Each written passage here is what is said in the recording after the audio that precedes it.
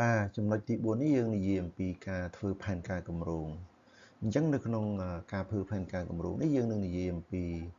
វត្តរបស់គម្រោងបន្ទាប់មកទៀតយើងនិយាយអំពីការកំណត់អត្តសញ្ញាណរបស់គម្រោង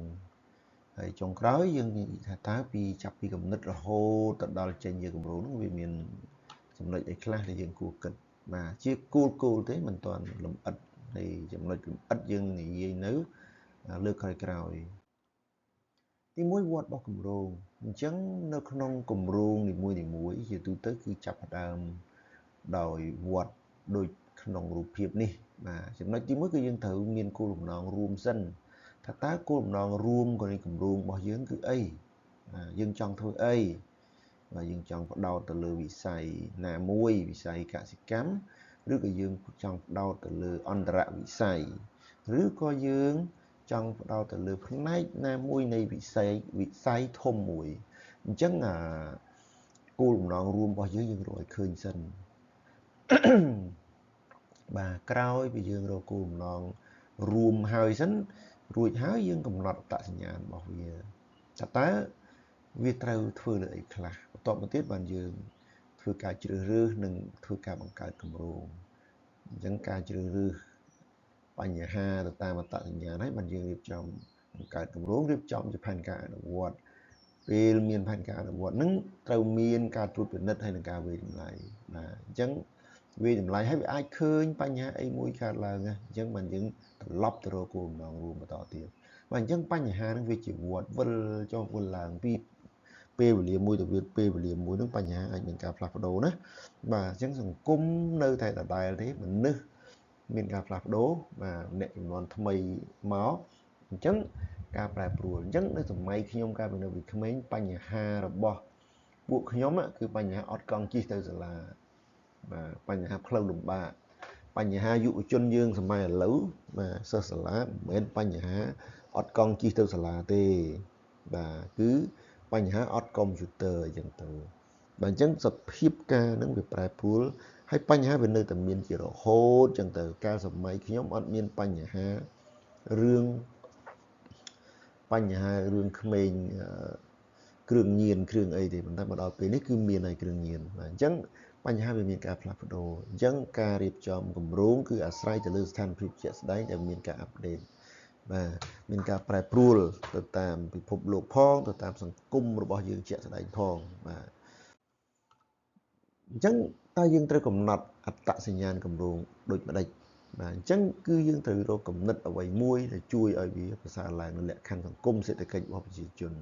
នៅក្នុងន័យនេះគឺយើងចង់ថាតើយើងចង់ធ្វើអីយើងចង់ធ្វើសាលារៀនយើងចង់ធ្វើមន្ទីរពេទ្យទាំងអស់ហ្នឹងវាអាចជាគំនិតរបស់គម្រោងអញ្ចឹងយើង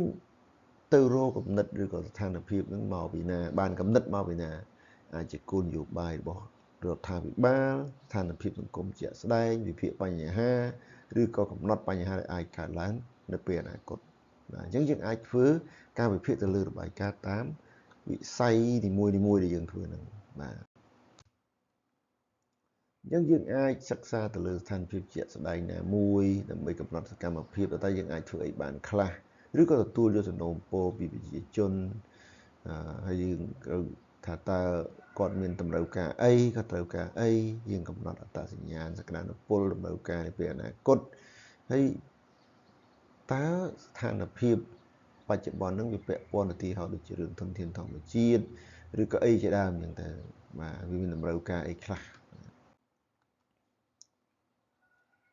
ហើយយើងក៏ត្រូវសិក្សាដែរថាតើលុយកាក់របស់យើងមានអត់ទេបាទហើយមានស្ថានភាពនោះវាអាចប្រែប្រួលអីខ្លះភាពកើនឡើងគ្រោះធម្មជាតិគ្រោះរាំងស្ងួតអីជាដើមភាពចាំបាច់ក្នុងការបង្កើនសមត្ថភាពអីចឹងទៅអញ្ចឹងទាំងអស់នេះគឺជាបញ្ជីនៃបញ្ហាជាច្រើនដែលកើតមានបាទសេចក្តីត្រូវការតើវាកម្រិតផ្សេងគ្នាទេការវិភាគតំណែងតំណងជាមួយឧស្សាហកម្មផ្សេងវាយ៉ាងម៉េចអីយ៉ាងម៉េចចឹងទៅបាទគម្រោងកន្លងមកដែលបញ្ចប់មកហ្នឹងតើវាមានអីខ្លះបាទលទ្ធផលស្រាវជ្រាវសង្គមអីរបស់អ្នកផ្សេងណាមួយក៏ធ្វើយើងទៅមើលវាបាទហើយយើងមួយទៀតយើងអាចផ្សារភ្ជាប់ទៅនឹងបញ្ហារបស់អន្តរជាតិបាទអញ្ចឹងជាទូទៅនៅក្នុងការ បង្កើតគម្រោងតាំងពីដើមរហូតដល់ចប់ហ្នឹងគឺយើងថាតើយើងចង់បានអីនៅពេលគម្រោងចប់បាទអញ្ចឹងដើម្បីនេះយើងត្រូវជាមានទស្សនវិស័យរួមមួយតើយើងចង់បានអីចង់ឲ្យប្រទេសកម្ពុជានៅតែជាប្រទេសដែលគេមើលងាយឬក៏យើងចង់ឲ្យកម្ពុជាក្លាយជាមហាអំណាចខ្លាយមិនមែនឲ្យគេខ្លាយទេប៉ុន្តែឲ្យគេជួយគ្រប់គ្រងបាទអញ្ចឹងអានេះគឺជាទស្សនវិស័យរបស់យើងអញ្ចឹងទៅកំណត់គោលបំណងពេលអនុវត្តគម្រោងឲ្យបានច្បាស់ថាពេលអនុវត្តគម្រោងរបស់យើងត្រូវធ្វើអីត្រឹមណាពេលណាអញ្ចឹងគោលបំណងដែលសរសេរត្រូវមានលក្ខណៈ smart ត្រូវមាន smart specific នេះថាជាក់លាក់អត់ធ្វើវាពិតទេបាទអញ្ចឹងឧទាហរណ៍យើងទៅឲ្យឧទាហរណ៍ខ្ញុំឲ្យឧទាហរណ៍មួយថាតើកម្ពុជានឹងក្លាយជាប្រទេសមហាអំណាចក្នុងរយៈពេល50ឆ្នាំណានៅលើពិភពលោកអញ្ចឹងយើងមើលគោលបំណងជាក់លាក់បាទជាក់លាក់ណាក្លាយជាមហាអំណាចក្នុងឆ្នាំ50ឆ្នាំទៀតនៅលើពិភពលោកវាស់វែងបានទេវាស់បានប៉ុន្តែសម្រេចបានទេអត់ទេណាឲ្យខ្លាយជាមហាអំណាចក្នុងរយៈពេល50ឆ្នាំទៀតនៅក្នុងពិភពលោកវាមិនអាចទេវាមិនអាចសម្រេចបានទេអាចបានប៉ុន្តែត្រូវមានផែនការ100ឆ្នាំអញ្ចឹងទៅ realistic ទេអាចមិនទេណាបាទពេលវេលា50ឆ្នាំធ្វើបានទេអាចអត់អញ្ចឹងទាំងអស់នេះហើយគឺជាការកំណត់គោលបំណងនៃគម្រោងបាទអញ្ចឹងនេះគ្រាន់តែជាគោលគំនិតរួមត្រួសទេនៅបន្តិចទៀតយើងនឹងនិយាយអំពីការកំណត់ការវិភាគបញ្ហាដើម្បីបង្កើតគម្រោងជាក់លាក់បាទអញ្ចឹងយើងផ្អាកត្រឹមនេះសិនជួបគ្នានៅមេរៀនក្រោយ